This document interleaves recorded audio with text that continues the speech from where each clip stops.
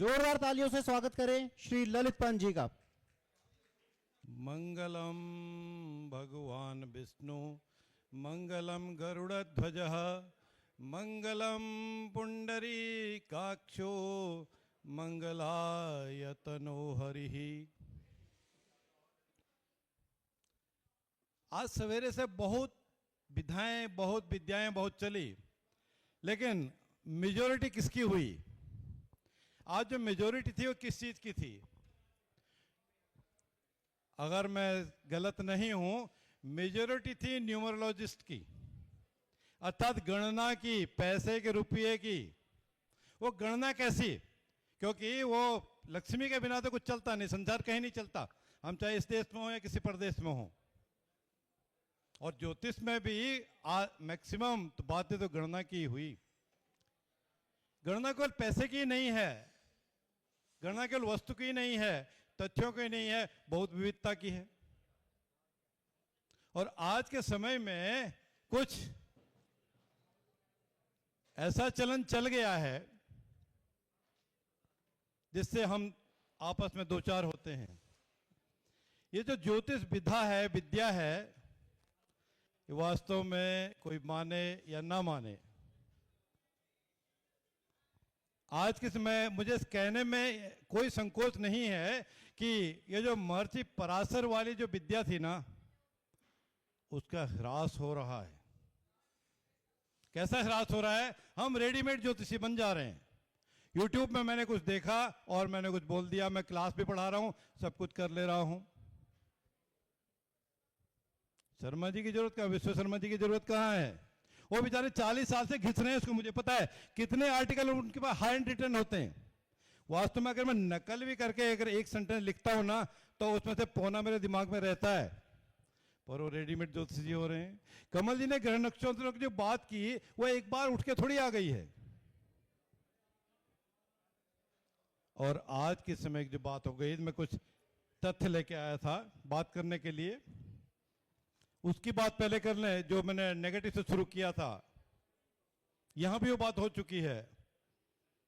एक विद्वान ने कह दिया कि वक्री ग्रह धीरे से रिजल्ट देते हैं, धीरे से फल देते हैं।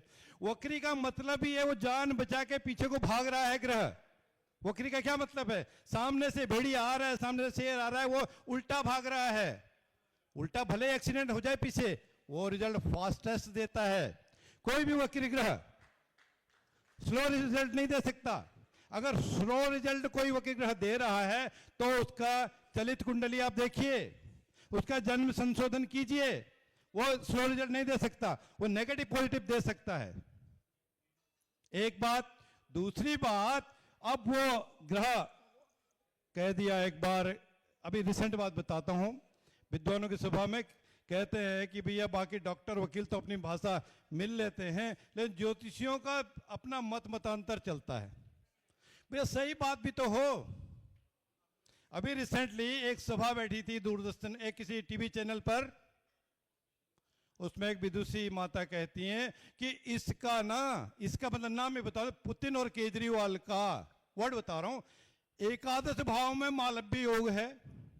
भैया मालव्य योग या पंच महापुरुष योगों की बात जो आई थी, मंगल बुध गुरु शुक्र शनि से 5 ग्रहों से पंच महापुरुष योग जो बनता है, उसका डेफिनेशन सिंपल इतना ही है कि वो ग्रह स्वराशि का हो या उच्च का हो और केंद्र या त्रिकोण में ही हो। भाई एकादश भाव तो ना केंद्र में है ना त्रिकोण में है। वो फल की बात कर रहे हैं, खूब डिबेट हो रही है, और उसमें बहुत से रेगुलर आइकॉन जो आते हैं वो थे। और एक विद्वान ने तो और भी गणना बड़ी बता दी, उसमें नहीं कहीं और। मैं 12 लग्नों के लिए मालव्य योगों के फल बताता हूं आपको। भैया कि 12 लग्नों में मालव्य योग बन सकता है? नहीं तो 12 लग्न आप बना के देखिए, उसमें भाई केंद्र त्रिकोण के स्वामी अगर वो आते हैं, मालव्य योग बनाने वाला ग्रह मुझे तो जानता नहीं कौन सा है, तो बन सकता है क्या? तो इस तरह की बात जो होती है, इससे हमारा ह्रास होता है, हमारी बदनामी होती है। ये बंद हो गया क्या? तो कैसी बदनामी होती है? मैं एक पेपर लेके आया हूं, देखिए। अभी ये 15 जनवरी 2025 का पेपर है, पूरा एक पेज का पेपर छपा है, बहुत रेपुटेड पेपर है, हिंदुस्तान टाइम्स। इसका हेडिंग क्या है देखिए, बचेगा ज्योतिष शास्त्र या सिर्फ कारोबार तक ही रहेगा। ऐसे ऐसे विद्वान हैं कि ऑनलाइन 10 रुपए मिनट, 20 रुपए मिनट, 100 रुपए मिनट चार्ज कर रहे हैं, और सामने जो लिखा है उल्टा पुल्टा कुछ भी बोल देते हैं, और उसके जो ऑनलाइन जो फंस गया उस पर, उसका पैसा तो आ रहा है। मेरे पर एक ऐसे जानकार थे, वो बहुत बार तक, अभी मुझे पता चला ये काम कर रहा है, मैंने बंद किया, 2-3 चीजें पूछ लेंगे, आज कोई क्वेश्चन आया, गुरुजी वहां तो मैंने कुछ बात कर ली, अब आप बता दीजिए, और वो 2-3-4-5 लाख रुपए कमा रहे हैं। तो क्या यही ज्योतिष है, या यही हम ज्योतिषी हैं? शास्त्री जी ने जो श्लोक कहा था, मुझे लगता नहीं बहुत सारे लोगों ने समझा भी होगा। भाई महर्षि पराशर क्या बता के गए, कौन सा ज्योतिषी बनने के योग है? महर्षि पराशर कहते हैं, गणितेषु प्रवीणो यह शब्द शास्त्रे कृत समः न्यायविद विद्वान पटु होरा स्कंद श्रवण सम्मतः। तब वो अपने शिष्य को मैत्रेय का नाम लेके कहते हैं, मैत्रेय ऋषि को, मैत्रेय कथयताम तस्य वाक्यम न संशयः, जिस पे गणित आता हो, जिसको शब्दों का ज्ञान हो, कब क्या देश काल पात्र परिस्थिति का स्थान हो, हम बात कर सकें, जिसको श्रवण समझ, जिसको सुनने की शक्ति हो, न्याय करने वाला हो, ये पैसे वाला आ गया, ये बड़ा आदमी आ गया, इसको तो मैं अच्छी बात बता दूं, इसको तो मैं ये ले लूं, नहीं तो नहीं। और फिर जो आजकल जो चलन आ गया ना सामान बेचने का, भैया मैं तो ये ले ले, तो इतने पैसे ले ले, ये एक्स कर ले, वाई कर ले, जेड कर ले, तो फिर उसमें तो यही चीज छपेगी जी। मुझे बड़ा दुख होता है। और मैं एक बात, आप मेरे को गलत ले सकते हैं, मेरे को इगोइस्टिक कह सकते हैं, मेरे पास पढ़ने पढ़ाने के लिए कोई अप्रोच करता है ना, वो 10-15-20 बार जब तक अप्रोच नहीं करता मैं नहीं पढ़ाता, उसमें हाँ नहीं करता उसको। वो उसमें प्रवीण, उसमें इतनी पेशेंस है कि नहीं, उसमें वास्तव में लगन है कि नहीं, मैं देखता हूँ। और ऐसा वाकया कभी कभी हुआ है। तो अब हम जो एक दूसरी जो बात मैं कह रहा था, एक विद्वान ने अभी कह दिया कि जी इसकी तो राहु केतु की दशा चल रही है, और राहु केतु की दशा में शादी नहीं करनी चाहिए।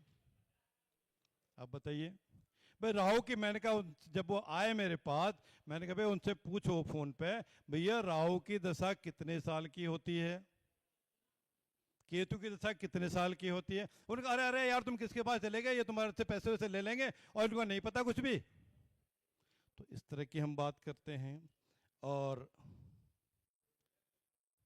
एक और विद्वान ने कह दिया लाइव टीवी में, पैसा देके आप टीवी में आइए ना, भैया इसका तो सूर्य अस्त है, चंद्र अस्त है।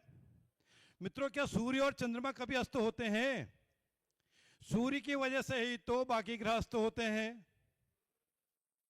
चंद्रमा तो कभी अस्त नहीं होते। तो इस तरह की जो बात आती है, उसके लिए फिर ये पेपर छपता है, बचता है, आगे चलता है। और मैं उपाय की तो बात ठीक है, जहां होना चाहिए करना ही चाहिए, लेकिन एक बात सही है, एक किसी विदुषी ने आज कहा था कि आप पूजा करें या ये बात करें, वो बिल्कुल सही है। आप किसी भी ग्रह की पूजा कीजिए, नवग्रहों में से, वो आपके लिए कारक हो, योग कारक हो, मारक हो, बाधक हो, अनिष्ट कारक हो, अगर आप उसकी पूजा करते हैं, उसको नमन करते हो, याद करते हैं, जो भी मेथड आपको आता है, आपको विपरीत फल नहीं देगा। अष्टमेश भी अगर मार्केश भी है, वो ग्रह प्रबल मार्केश, अगर उसके आप पूजन करते हैं, वो नेगेटिव रिजल्ट नहीं देंगे। पर क्या छठे भाव में मंगल, या छठे का स्वामी मंगल, या अष्टम द्वादश में राहु हो, उनका रत्न आप पहन लीजिए, पहना दीजिए, बेच दीजिए। मोती अष्टम में हो, भैया इसका तो अप डाउन चलते रहते हैं, और आप इसको मोती पहना लीजिए, चंद्रमा ऐसा है इसका नहीं। परीक्षण प्रॉपर हो तभी बात होती है। मुझे एक बार एक क्लास में था, भारतीय विद्या भवन में जब मैं पढ़ता था 85-86 में, वहां पे मुंडेन एस्ट्रोलॉजी संहिता ज्योतिष को राव साहब केवल पढ़ाते थे, के.एन. राव साहब। भीड़ थी तो एक मेरे जो कुलीग थी उन्होंने कुछ बात की, चरदशा निकाली जा रही थी उस समय, चरदशा 1-1 साल की चरदशा निकलती है।